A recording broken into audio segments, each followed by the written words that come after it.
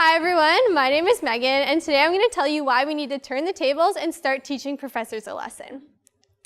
So it's the first day of a new term, and you're on your way to a class that you've been really excited to take. It's a subject you're interested in, the syllabus looks good, you've heard it's an easy A, like you're feeling good. So you go in, you sit down, the lecture starts, and this comes up on the screen. The professor then goes on to mumble facts at you about a topic he clearly knows a lot about but has no idea how to effectively convey. You then spend the rest of the class trying to figure out which course you should take instead of this one. Now, unfortunately, this is not an uncommon occurrence. If you asked any undergraduate student, I'm sure most would have a story similar to this one to share.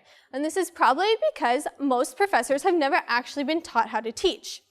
In fact, one study asked professors how they learned to teach, and most said they went just based off information passed down from one professor to another or based on trial and error.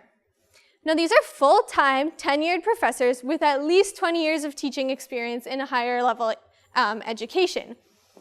So why, with constant advancement in educational psychology, are they still stuck in their old ways? Let's take a look at one of the biggest roadblocks: research. Now, research typically has a much higher status at higher level institutions, not to mention way more incentive. Rewards, recognition, and respect are given to those who are successful researchers, but few are given to those who are successful teachers. In an atmosphere that doesn't encourage great teachers, why would anyone waste their time becoming one? Well, one benefit of training professors is that they'll be taught to take an active learning approach. Active learning moves away from traditional style lectures and focuses more on getting students to engage and interact with content, peers, and instructors. On top of this, there'll be more of a focus on using higher order cognitive skills as opposed to just memorizing information off of PowerPoint slides. Most importantly, this shift in the classroom will lead to a shift in student performance. So one study looked at student performance in science, engineering, and math, and they found that taking an active learning approach actually led to such large increases in exam performance that it raised the overall class average by half a letter grade. On top of this, it decreased failure rates by 55%. So if this sounds good, it gets even better. An active learning approach in the classroom is even more effective with small classes, and the effect size of implementing this approach is more beneficial or is larger in undergraduate classes than in elementary and high schools. So if that isn't motivation enough to encourage professors to be trained, a maybe more surprising benefit is that professors actually enjoy being better teachers.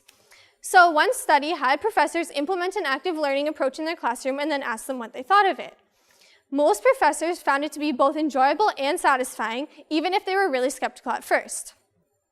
On top of this, professors who hold teaching stream jobs tend to prefer them, with 75% saying they would keep their current job even if offered a more traditional one.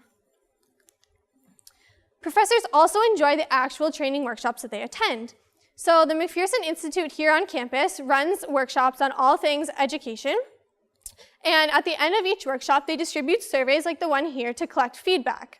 So I actually went and talked to one of the educational developers at the McPherson Institute about the results of these surveys, and he said that professors report that they feel at least satisfied with the training that they attend, or the training workshop that they attend.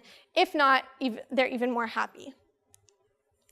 So now we know why we need to train professors to teach, but the question is how to get them the training. So the easiest thing to do would be to enforce and implement, and mandate programs that are already available. So for example, the McPherson Institute runs workshops for all new incoming faculty and subsequently reaches out to any who don't attend. So this is a good start, but having these programs as optional allows professors to skirt around them and carry on their way. If we made this program mandatory, professors would receive at least some baseline training on how to teach. The McPherson Institute also runs programs like navigating difficult classroom situations, marking, and designing and delivering a lesson.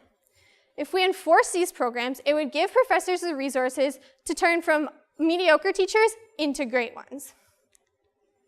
So finally, we can address that research versus teaching barrier and look at breaking it down. We should do this by encouraging and supporting teaching as much as we do research, and we can take a page out of Lund University's book. So the Swedish institution has implemented the Excellent Teaching Practitioner title, which comes with a raise in salary, a diploma, and extra funding for the professor's department. So this reward system shows professors that education and teaching are taken seriously and motivates them to excel. So with such clear benefits to both students and professors, higher level institutions need to do a better job at making sure professors receive training.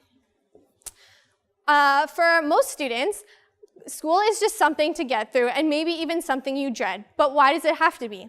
With effective professor training, we can turn a classroom that looks like this into one that looks like this. After all, just because university students are adults does not mean they don't deserve high-quality instruction from high-quality instructors. Thank you.